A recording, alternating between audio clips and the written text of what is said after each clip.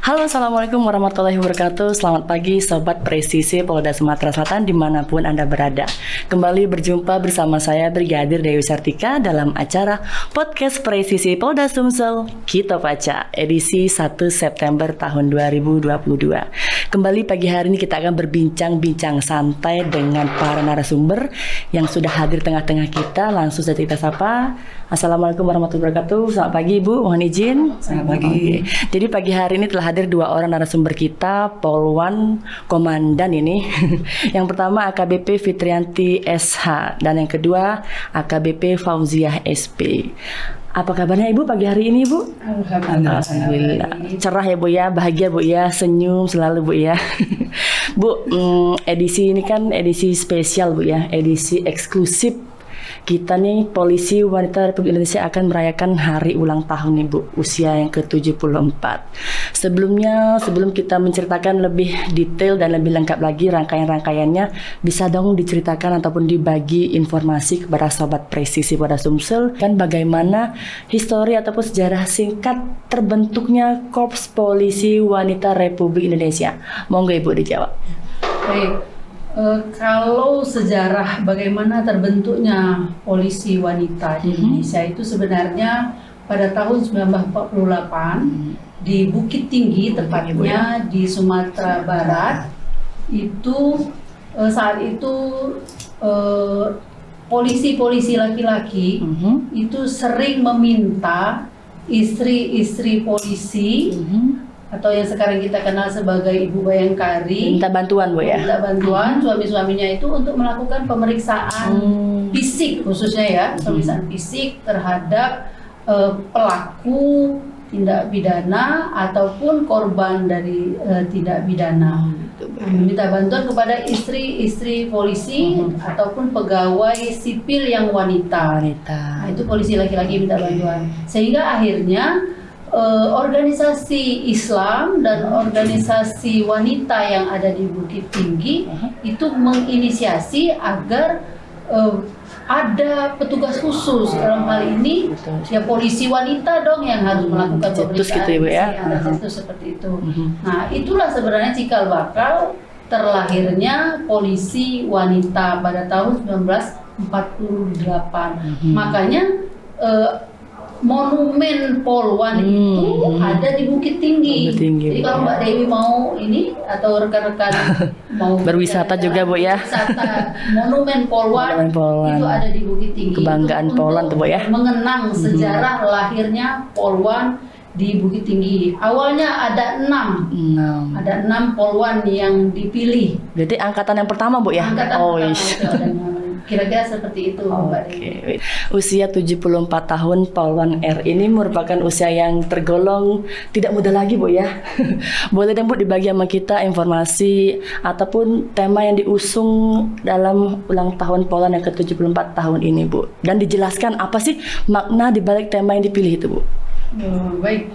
Mungkin kalau untuk tema ulang tahun Polwan kali ini kita memang given dari Mabes ya. Jadi kita ikut apa yang disampaikan dari Mabes Polri sesuai dengan temanya. Kali ini adalah Polri yang presisi, Polwan siap mendukung pemulihan ekonomi dan reformasi struktural untuk mewujudkan Indonesia tangguh, Indonesia tumbuh. Itu temanya Bu ya? Itu tema yang ada pada Polwan kali. Jadi peranan Polwan sendiri Bu untuk mewujudkan apa yang dicita-citakan dalam tema apa Bu kira-kira Bu?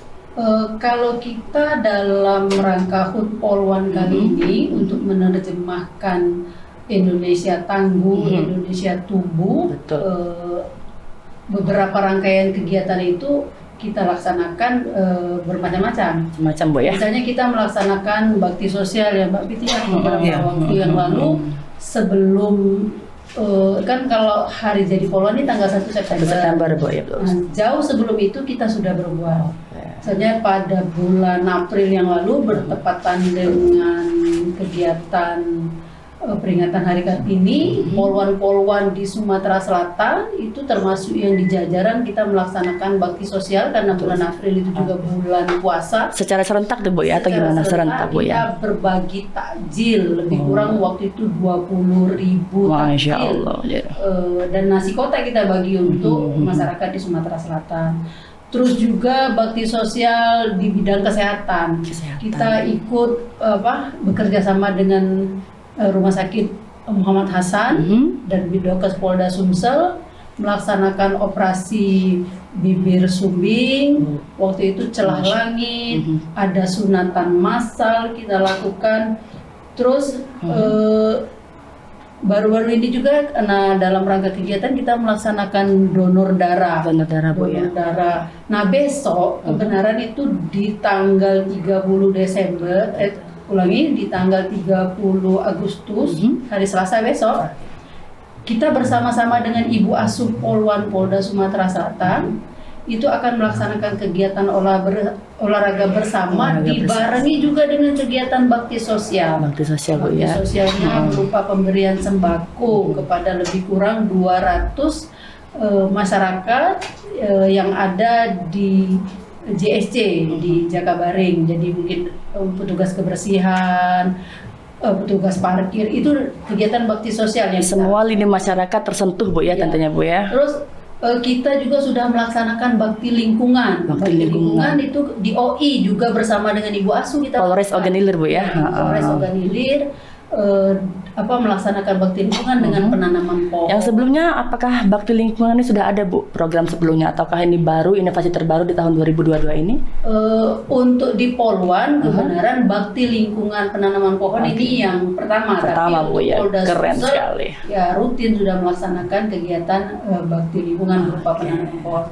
Di samping itu banyak sekali kegiatan-kegiatan dalam rangka untuk menyambut hari jadi Polwan ini kita laksanakan, dan memang kita tanggal 31 nanti akan melaksanakan Anjang Sana ke Panti Jompo, dan memang hari-harinya kita akan melaksanakan syukuran. Puncak acaranya Bu ya. Acaranya beserta dengan kegiatan wisuda purna bakti terhadap Polwan, karena Polwan selesai melaksanakan tugas memasuki usia pensiun, kita antar dengan acara tradisi khusus Polwan sebagai dari Polda, wujud kecintaan kita Bu ya. Wujud kecintaan Polwan terhadap Polwan yang senior. Kegiatan yang di mana Mbak? Yang di Jakabaring itu kan termasuk ada bakti religi, itu kan kita juga mengadakan kebersihan ya, tempat-tempat ibadah. Kebersihan ibadah. Memang di situ kan ada sisi pariwisatanya sebetulnya kalau di Jakabaring, kemudian sisi sosialnya juga ada. Nah, kemarin kami sempat ketemu dengan ibu-ibu yang sudah kita bersihkan tuh area itu. Dia bilang, "Ih, bersih ya." Enggak kemarin memang pada saat kita pertama emang rumputnya sangat tinggi. Sekarang setelah kita Palembang itu berdesau Bu ya, anakku. Ya, jadi ya rumah ibadah tempat kita memohon dengan Tuhan kok gini Bu ya. Tapi ya tadi sisi lainnya adalah bahwa untuk meningkatkan ekonomi tadi kan kita sekarang melihat kondisi globalnya seperti ini, mungkin salah satu yang bisa kita tingkatkan, kita berdayakan adalah Jakabaring ya. Tidak seluruhnya provinsi punya. Salah satu aset Palembang juga Bu ya. Tidak seluruh Sumatera Selatan tidak seluruh provinsi itu memiliki fasilitas Jakabaring loh. Dan kita harus bangga dan harus menjaga kebersihan terutama di situ. Bahkan Ibu Asuh pun mengajak untuk kebersihan kerja bakti itu Kak nanti di sana. Siap. Bisa jadi prioritas utama juga bisa Bu ya. Karena kan kita tahu Jakabaring itu sekarang kan sering dijadikan salah satu tempat kunjungan wisata lokal oleh masyarakat lokal maupun oleh nasional, internasional. Jadi dengan kegiatan Polwan di sana melakukan kegiatan bakti sosial, antara lain melakukan pembersihan tempat-tempat ibadah. Kurve Bu ya. Jadi tempat ibadahnya itu di sana kan ada salah satu tempat ibadahnya bukan hanya satu, ada pura, ada gereja, ada masjid. Jadi semuanya kita lakukan bersih dengan bersih. Lingkungan di sana bersih ya memang di sana sudah ada petugas membuat nyaman, lebih nyaman lagi Bu ya. Nyaman, indah, otomatis kan masyarakat akan makin senang berkunjung ke sana ya di sana juga kan ada retribusi masuk. Betul. Nah, ya secara otomatis juga berarti kan meningkatkan ekonomi, untuk pendapatan daerah Bu ya. Iya. Keren sekali nih Poluan pada Sumsel. Berarti sudah terorganisir, sudah dimanage sedemikian rupa, bukan hanya menjelang ulang tahun saja, tapi program sudah ada terlebih dahulunya dan lebih ditingkatkan lagi dengan inovasi-inovasi terbaru kayak religi, terus yang belum ada tuh lingkungan. Itu keren banget ya Bu ya. Masih banyak lagi Mbak. Kita bersama dengan pihak Pemprov juga, pihak pengelola bekerja sama dengan JSC kita bareng. Terus giat lain yang kita laksanakan, kebenaran hari ini tadi rekan kita yang dari Poluan memang sudah kita tunjuk juga melaksanakan program edukasi terhadap Keren banget. edukasi seksual terhadap anak jalanan. Jadi ya salah satunya disampaikan mungkin supaya mereka jangan sampai menjadi korban ataupun menjadi pelaku dari suatu tindak pidana. Jadi kesadaran hukum ditingkatkan lagi Bu ya untuk mengedukasi masyarakat yang minim mungkin Bu ya, belum mengetahui atau kurang paham tentang benar atau salah sih perbuatan ini. Kan kalau diedukasi beliau-beliau ini kan adik-adik kita kan nggak tahu Bu ya mana benar mana salah kehidupan mereka Bu ya. Nah, terus juga ada lagi beberapa waktu yang lalu, tepatnya di tanggal 8 waktu itu, kita Poluan Polda Sumsel sejajaran itu melaksanakan kegiatan Poluan Go to School dengan temanya menyangkut bermedsos yang bijak. Nah, kalau urusan medsos ini saya yakin Bu Fitri mungkin akan lebih banyak dari kami. Karena kebenaran beliau kan Kasubdit Cyber yang memang menangani itu. Nah, jadi anak-anak mendapat muatan-muatan terkait dengan media sosial. Ya silakan Bu. Jadi semuanya dirangkul ya Bu ya. Oke. Ibu AKBP Fitrianti SH selaku Kasubdit Cyber di Reskrimsus Polda Sumsel Bu. Boleh informasikan Bu, apa sih Bu tugas pokok utama Ibu dan peran Poluan di cyber tuh apa sih Bu? Kenapa harus ada Poluan? Apakah kebutuhan-kebutuhan lainnya bisa dipenuhi? Iya. Saya sebagai Kasubdit 5 Cyber bertugas untuk memanage pelaksanaan tugas penyelidikan dan penyidikan. Sebenarnya tidak hanya itu ya. Kami juga memberikan edukasi dan literasi melalui juga kerjasama dengan Humas sebetulnya. Literasi dalam hal bagaimana kita bisa mendidik masyarakat sebagai upaya kita untuk mencegah sebelum terjadi. Nah, kami di Subdit Cyber ini kebetulan anggota 20 orang dan hanya saya Poluannya. Sebetulnya kami juga memerlukan anggota Poluan di situ. Dibutuhkan Bu ya. Iya, dibutuhkan. Jadi di sana kita juga tidak hanya menangani hoax, tidak hanya menangani masalah hoax, tidak hanya menangani masalah penipuan, perjudian, hacking dan lain sebagainya, tapi juga masalah-masalah asusila terkait dengan informasi elektronik maupun dokumen elektronik yang kemudian disebarkan atau dapat diakses, distribusikan untuk kegiatan kejahatan di media sosial Bu ya. Sehingga pada saat kita menggali, terutama ini sekali lagi masalah komunikasi dan empati, itu sekali lagi akan berbeda jika partnernya itu adalah seorang perempuan, lebih terbuka dan ya otomatis akan lebih cepat pengungkapannya karena semua informasi yang diperlukan untuk langkah berikutnya segera didapat. Win-win solutionnya didapat Bu ya. Iya, informasi yang diperlukan sebagai langkah lanjut untuk melakukan penyelidikan itu kemudian kita dapatkan sehingga bisa untuk sebagai bahan kami untuk pengembangan lebih lanjut. Oke Bu ya, peran Poluan di cyber. Berarti Poluan juga bisa menyamar gitu Bu, gimana Bu? Sistem kerjanya gimana Bu kalau di cyber? Kan kalau di Reskrim atau di perlindungan perempuan anak kan bisa Poluan menyamar Bu ya, entah dia untuk pengungkap kasus asusila ataupun yang lain-lainnya kan. Apakah di cyber nih Bu, Poluan juga seperti Bu? Cara tindak kerjanya gimana Bu? Sebetulnya apa yang kita lakukan itu adalah membawa apa yang telah rekan-rekan dilakukan di dunia nyata, kita bawa ke dunia maya, sama aja. Malah sebetulnya penyamarannya kalau bekalnya adalah kita mengerti teknis. Karena kita bisa mengobrol dengan seseorang, kita nggak tahu itu anak-anak, laki-laki, perempuan, orang tua, sudah ompong, atau anak-anak kecil, Oke. kita nggak tahu. Malah lebih enak sebetulnya, tapi dengan catatan menyamar harus kita mengerti teknisnya seperti apa, Jangan sampai- sasarannya apa. Jangan sampai malah kita tegalan atau malah ketahuan kan. Malah masuk jebakan Batman Bu ya. Iya. Nanti kita mau nyamar pakai wifi kan. Oh, kena prank berarti Polwan ini. Iya. Oke, keren sekali nih tugas spesial, tugas khusus Ibu AKBP Fitrianti. Selanjutnya Ibu AKBP Fauzia SP nih, penyidik Media Ditreskrim Sus. Ibu bisa dong Bu bagi pengalaman yang paling menarik, yang paling berkesan semasa Ibu berdinas kepada sahabat presisi Polda Sumsel yang mungkin gak akan Ibu lupakan. Bisa kita bagi Bu? Kalau ditanya apa pengalaman menarik selama berdinas, rasanya kalau ibu sendiri boleh jujur, itu semua yang saya lakukan di dinas ini sangat menarik dan berkesan bagi Masya saya. Allah. Yang pasti saya berterima kasih bisa menjadi seorang polwan. Betul sekali. Jadi apapun yang saya lakukan karena kebenaran ya, saya memang sudah beberapa kali tugas di beberapa satker. Satuan kerja Bu ya? Satuan Oke. kerja. Pertama kali jadi polisi saya dinasnya di bimbingan masyarakat.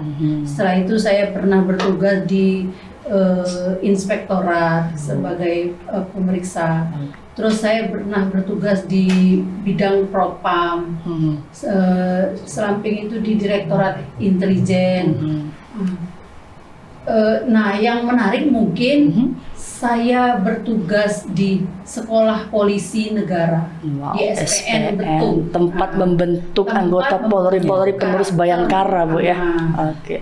Jadi kalau mungkin orang menganggap wah dinas di Betung jauh, Oh. saya justru mengalaminya dan saya merasa bangga karena dari sana saya bisa mendapatkan banyak pengalaman. Betul sekali. Saya mungkin berani berhadapan dengan orang karena belajar dari ilmu di Betung itu. Guru pengalaman langsung Bu ya. Pengalaman langsung. Betul sekali. Saya bisa menitipkan pesan-pesan moral kepada anak-anak yang baru calon-calon polisi. Bagaimana menjadi seorang polisi yang baik, bagaimana menjadi seorang polisi yang berintegritas. Nah, di samping saya punya pengalaman mengajar itu, ternyata sampai hari ini pun berguna. Betul. Karena alhamdulillah saya sampai hari ini sering menjadi narasumber gadik tetap. Kalau bahasa polisi kan gadik tuh, Nah, tenaga didik Bu ya. pendidik. Tetapi mungkin kalau di BPSDM provinsi, saya itu sebagai salah satu narasumber memberikan materi untuk ya bukan untuk polisi tetapi untuk calon-calon ASN. Berarti membuka jalan Bu ya. Iya. Wih. Jadi calon-calon ASN. Ini bonus ini Bu ya. Iya betul. Jadi dari modal itu saya bisa berhadapan dengan calon-calon ASN yang kalau menurut saya ya ASN itu sama sebagai salah satu aset negara. Betul sekali. Nah, sama saya juga bisa menyampaikan pesan moral kepada para ASN yang akan menjadi ASN, bagaimana menjadi ASN yang baik. Nah, sama seperti waktu saya menjadi gadik di SPN, bagaimana menjadi polisi yang baik. Nah, Masya inilah Allah. menurut saya yang sangat-sangat berkesan bagi saya. Dedikasinya oke. Keren Bu ya. Mbak pernah nggak? Saya pernah marah sama Mbak ini. Wah, Ada cerita naik motor dari Palembang ke SPN naik motor, pernah saya marahin Mbak. Ya ampun. Mbak, jangan lagi naik motor, bahaya itu. Nekat ya Bu ya. Iya, saya cukup ini sih, cukup Hanya untuk memberikan dedikasinya. Saya salut. jadi dengan Saya ingin mencintai pekerjaan Bu ya. Menutup image kan orang tuh menganggap bahwa kalau tugas di SPN seolah-olah ada apa gitu. Oh, Tapi gitu, saya ya. itu di SPN itu Mbak Dewi, saya itu saya minta untuk tugas di sana. Gitu Bu ya. Iya, saya yang minta. Dan alhamdulillah Ada jalannya, diizinkan Bu, ya. oleh pimpinan kan. Oke. Tapi untuk meyakinkan pimpinan supaya saya bisa bertugas di sana Betul. ya Loyalitas. susah juga. Karena memang mungkin Jauh. pimpinan itu kan karena jarak yang lumayan jauh dari Palembang, karena saya bertugas di Polda Sumsel saat itu Oke. di inspektorat. Nah, terus saya minta bertugas di SPN. Di SPN itu kan jaraknya dari Palembang lebih kurang 1,5 Dan beliau masih jam. ada keluarga. Keluarga gimana Bu? Suami, istri apa? mama gimana nih? Saya didukung penuh Didukung, oleh Bu, ya? suami dan anak saya. Itu karena mencintai pekerjaan, dari hati semuanya terbuka, jalan dimudahkan, Bu Karena ya. memang Polwan itu kan punya apa ya, kalau bahasa tugas sebagai anggota Polwan adalah nomor 1. Tetapi tugas sebagai ibu dan istri itu bukan nomor 2. Jadi silahkan diterjemahkan bagaimana menyeimbangkannya. Mudah-mudahan Sampai naik motor. Membahas tentang membagi tugas, Bu ya, antara kedinasan dengan kehidupan pribadi, Bu ya. Mungkin ada trik jitu, kiat-kiat khusus Ibu untuk dibagi ke sobat presisi pada Sumsel dan juga berbagi pengalaman dengan adik-adik junior, Bu ya, dan juga kepada para remaja-remaja mungkin yang berminat pengen gabung jadi Polwan, gimana Bu? Apa trik-triknya dan apa saran masukannya untuk adik kita nanti, Bu? Kalau mungkin kalau saya berbagi trik, satu komunikasi dengan keluarga. Untuk saya, apapun yang akan saya lakukan di dalam tugas dan karir saya harus mendapatkan izin dari keluarga. Kalau tidak, saya tidak akan. Misalnya saya diberikan kesempatan untuk bertugas di luar kota Palembang. Saya 2 kali saya diberikan kesempatan di Pali dan di Muba. Masya Allah. Itu kalau keluarga tidak mengizinkan dalam suami, ya saya agak berat juga menjalaninya. Tapi alhamdulillah suami support. Tapi enggak menjadikan itu beban, Bu ya? Tidak. Tidak, Bu ya. Tidak, justru waktu itu malah suami saya yang sibuk mencarikan baju seragam. Masya Allah. Saya ini kan nggak punya seragam. Ini baru Beliau yang mencari seragam. suami yang mengayomi, Bu ya. Sepatu PDL itu kan kami tidak punya dulu. Jadi karena terdesak oleh TR harus cepat persiapan, malah beliau yang Uang pribadi langsung, Bu ya, sibuk semuanya, yang Bu ya. menyiapkan. Ya, alhamdulillah. Keren sekali, Bu ya. Jadi kita juga dinas juga agak tenang. Oke. Komunikasi kuncinya. Oke, jadi komunikasi kepada seluruh rekan-rekan Polwan Polda Sumsel untuk terus menjaga komunikasi walaupun kedinasan, tapi tetap komunikasi keluarga harus terjaga semuanya. Seimbang, balance, Bu ya. Jadi terciptalah harmonisasi antara kedinasan dengan kehidupan pribadi. Baik, terima kasih Bu sudah hadir di pagi hari ini. Kita akan kembali pada edisi podcast selanjutnya, podcast Presisi Polda Sumsel. Kita baca, salam presisi. Wassalamualaikum warahmatullahi wabarakatuh.